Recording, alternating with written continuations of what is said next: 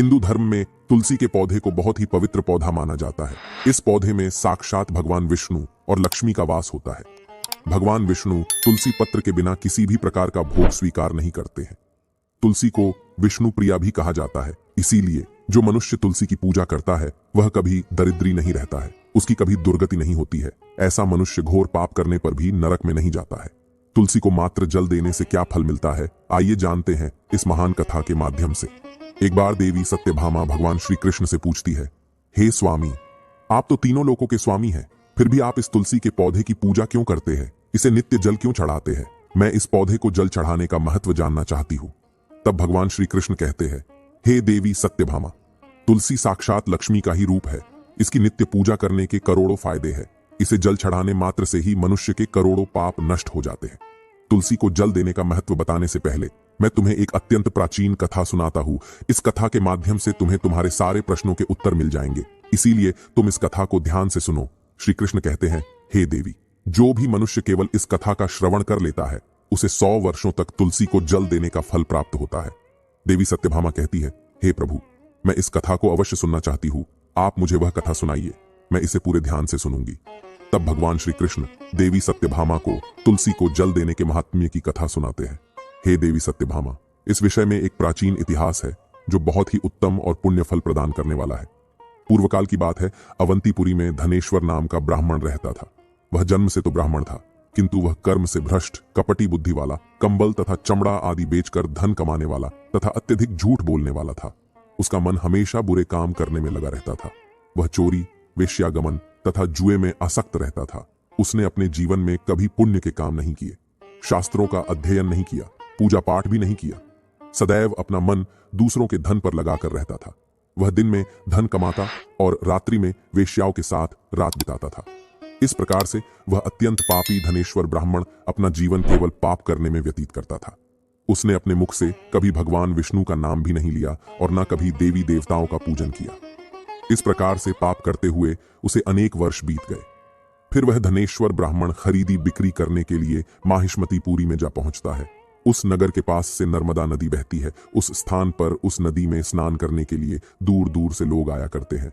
फिर वह ब्राह्मण उसी नदी के किनारे के एक आश्रम में ठहरता है। उस आश्रम में अनेक विद्वान ब्राह्मण पुराणों का पठन तथा भगवान विष्णु की स्तुति में मग्न रहते थे। वह पाखंडी धनेश भी ढोंग करता हुआ वहीं पर उनके साथ रुक गया।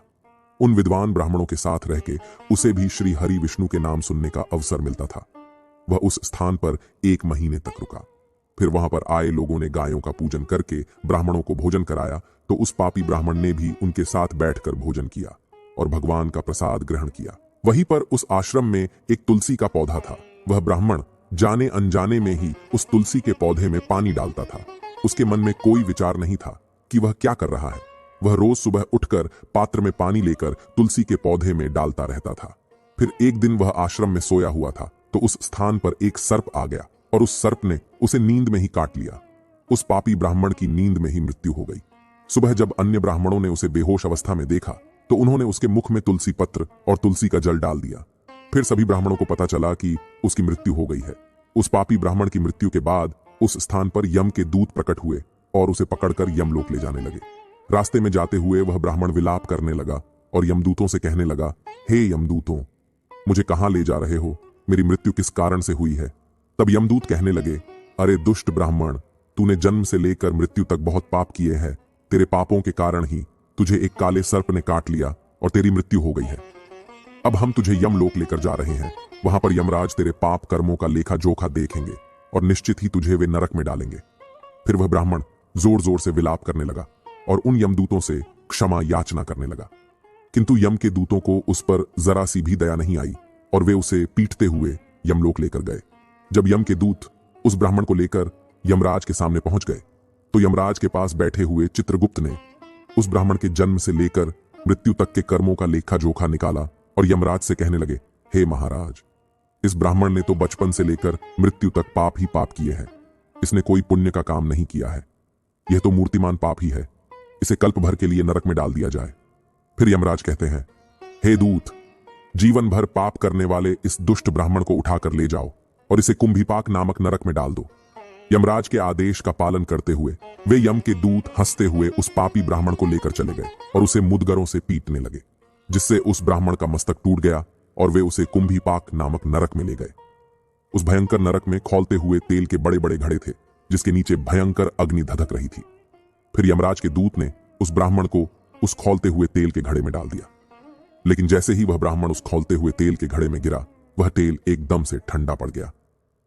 इस विचित्र घटना को देखकर उस यम के दूत को बड़ा आश्चर्य हुआ। ऐसा पहले कभी नहीं हुआ था। उसने कितने ही पापियों को उस तेल के घड़े में डाला था, वे सभी उस खौलते तेल में गिरकर छटपटाने लगते थे, लेकिन जैसे ही वह ब्राह्मण गिरा, वह तेल अचानक से शांत और शीतल हो गया। इस आश्चर्य को देखते ही वह यमदूत तीव्र गति से दौड़ता हुआ यमराज के पास पहुंच गया।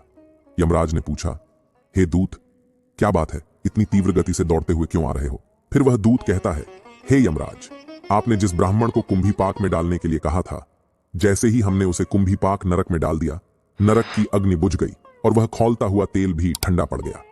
फिर यमराज कहते हैं, हे दूत, यह तो बड़ी ही विचित्र घटना है, ऐसा तो पहले कभी नहीं हुआ।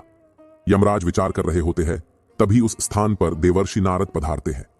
देवर्षि नारद को देखकर यमराज अत्यंत प्रसन्न होते हैं और उन्हें प्रणाम करके उनका स्वागत करते हैं। फिर यमराज नारद जी से कहते हैं, हे देवर्षि, आप उचित समय पर आए हैं। हमने आज एक अत्यंत पापी ब्राह्मण को कुंभीपाक नरक में गिराया है, किंतु उसके गिरते ही नरक की अग्नि ठंडी पड़ चुकी है और खौलता हुआ तेल भी शीतल बन गया है। तब देवर्षि नारद यमराज से कहने लगते हैं, हे धर्मराज, आपने जिस ब्राह्मण को कुंभीपाक नरक में डाला है, वह नरक में डालने योग्य नहीं है, क्योंकि इस ब्राह्मण के द्वारा अनजाने में ही ऐसा कर्म हो गया है जो नरक का नाश करने वाला है। जो मनुष्य पुण्य करने वाले लोगों के साथ रहता है, उसे उनके पुण्य का भाग अवश्य मिलता है, और यह ब्राह्मण तो 1 महीने तक भगवान विष्णु के भक्तों के साथ रहा है। इस ब्राह्मण में आश्रम में रहते हुए नित्य तुलसी को जल अर्पण किया है, इसीलिए यह बहुत बड़ा पुण्यवान बन गया है। इसके समस्त पाप नष्ट हो गए हैं। यह ब्राह्मण अब विष्णुलोक जाने का अधिकारी बन गया है। इस ब्राह्मण ने अनजाने में ही इतना पुण्य कमाया है जो जन्म जन्मांतरों में मनुष्यों को प्राप्त नहीं होता है, इसीलिए आप इसे नरक में न पकाओ। इस ब्राह्मण के पापों के लिए इसे केवल इतना दंड दो, इसे नरक लोक का दर्शन कराओ। देवर्षि की बात सुनकर यमराज अत्यंत प्रसन्न होते हैं और ब्राह्मण को कुंभीपाक नरक से निकाल कर लाते हैं और अपने दूतों से कहते हैं, हे दूत, इस ब्राह्मण महात्मा को ले जाओ और संपूर्ण नरकों का दर्शन कराओ। फिर यम के दूत उस ब्राह्मण को ले जाते हैं और संपूर्ण नरकों का दर्शन कराने लगते हैं। भगवान श्री कृष्ण कहते हैं, हे देवी सत्यभामा। इस प्रकार से यम के दूत उस ब्राह्मण को संपूर्ण नरकों का दर्शन कराते हैं और यक्षलोक में ले जाते हैं, और फिर वह ब्राह्मण एक यक्ष बन जाता है। श्री कृष्ण कहते हैं, हे देवी, वनस्पति नाम तुलसी, मासा नाम कार्तिकः प्रिय, एकादशी तिथि नाम चक्षेत्राणाम द्वारका मम। वनस्पतियों में मुझे तुलसी प्रिय है, मास में कार्तिक मास, तिथि में एकादशी और क्षेत्र में मुझे द्वारका प्रिय है। इसीलिए जो मनुष्य नित्य तुलसी की पूजा करता है, तुलसी को जल देता है, वह मुझे सबसे अधिक प्रिय है। उस मनुष्य की कभी दुर्गति नहीं होती है, वह कभी नरक में नहीं गिरता है। जिन घरों में तुलसी का पौधा सदैव ही हरा भरा रहता है, उस घर में सुख शांति और समृद्धि बनी रहती है। भगवान विष्णु की पूजा में और उन्हें चढ़ाए जाने वाले भोग में तुलसी के पत्र अवश्य होने चाहिए, क्योंकि तुलसी पत्र के बिना भगवान विष्णु किसी भी प्रकार का भोग स्वीकार नहीं करते हैं। इसीलिए प्रत्येक घर में तुलसी का पौधा अवश्य होना चाहिए। अगर आपके घर में तुलसी है तो सुख शांति और समृद्धि के लिए तुलसी को चुनरी अवश्य चढ़ानी चाहिए। हमेशा ध्यान रहे कि तुलसी का पौधा चुनरी के बिना अधूरा होता है। तुलसी केवल एक पौधा नहीं है, बल्कि वह देवी है, विष्णु पत्नी है। इसीलिए तुलसी को चुनरी अवश्य ही चढ़ानी चाहिए। इससे पति पत्नी में प्रेम और विश्वास बढ़ता है। घर में रहने वाली महिलाएं सदा सुहागिन और सौभाग्यशाली रहती है। तुलसी का विवाह भी अवश्य करना चाहिए। इससे मनुष्य के सभी दुखों का अंत होता है और सांसारिक जीवन सुखमय बीतता है। तुलसी के पौधे के पास अपने मुख से अपशब्द नहीं बोलने चाहिए। तुलसी के पास भूल से भी जूते, चप्पल अथवा झाड़ू, पोंछा नहीं रखना चाहिए। इसे पाप माना गया है। जहां पर तुलसी का पौधा हो, उस स्थान के आसपास थूकने से घोर अनर्थ होता है। तुलसी के पास जल से भरा हुआ पात्र भी नहीं रखना चाहिए। तुलसी के पौधे के पास दीपक जलाने के बाद दीपक को वहां से हटा देना चाहिए, क्योंकि तुलसी के नीचे बुझा हुआ दीपक रखना अशुभ माना जाता है। जिस स्थान पर भी तुलसी का पौधा होता है, उस स्थान को हमेशा ही स्वच्छ रखना चाहिए। इसीलिए नियमित रूप से तुलसी के पौधे का पास साफ सफाई का ध्यान रखें। तुलसी के पौधे में शिवलिंग और गणेश जी की प्रतिमा नहीं रखनी चाहिए। साथ ही तुलसी के गमले में अन्य किसी भी प्रकार का पौधा भी लगाना अशुभ होता है। तुलसी के पौधे के पास कपड़े भी नहीं सुखाने चाहिए, अन्यथा कपड़ों से गंदा पानी तुलसी के पौधे पर गिर सकता है। ध्यान रहे, तुलसी के पौधे को नाखून से नहीं तोड़ना चाहिए, इससे तुलसी का अपमान होता है। यदि तुलसी के पत्ते सूख कर गिर जाते हैं तो उन्हें कचरे में नहीं फेंकना चाहिए, उन पत्तों को आप तुलसी की मिट्टी में ही दबा दें।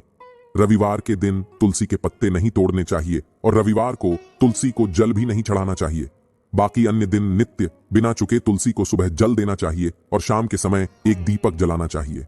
अक्सर महिलाएं स्नान के बाद अपने बाल खुले रखकर ही तुलसी को जल देती हैं। ऐसा करना गलत होता है।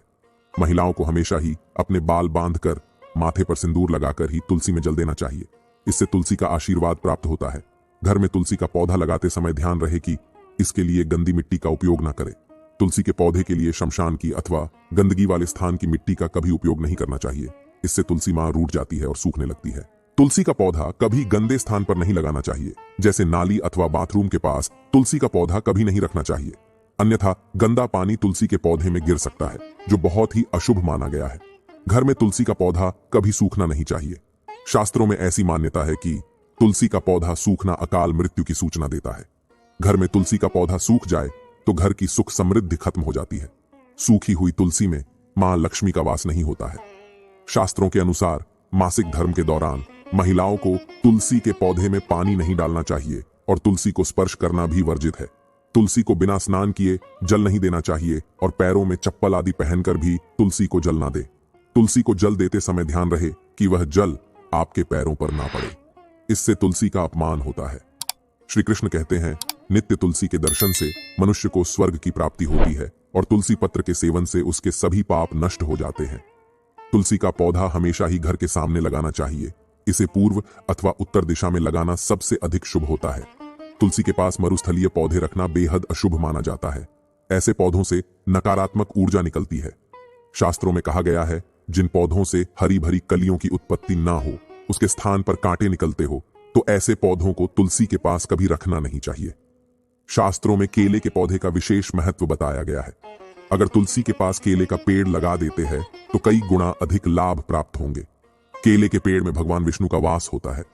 इसे तुलसी के पास लगाने से घर में सुख समृद्धि आती है। तुलसी के पौधे में शालिग्राम भी अवश्य रखना चाहिए। तुलसी के गमले में शालिग्राम रखने से तुलसी का और भी अधिक शुभ प्रभाव आपको देखने को मिलेगा। शालिग्राम भगवान विष्णु का निराकार रूप माना जाता है। यह काले रंग का पत्थर होता है, जिसे विलक्षण और मूल्यवान माना गया है।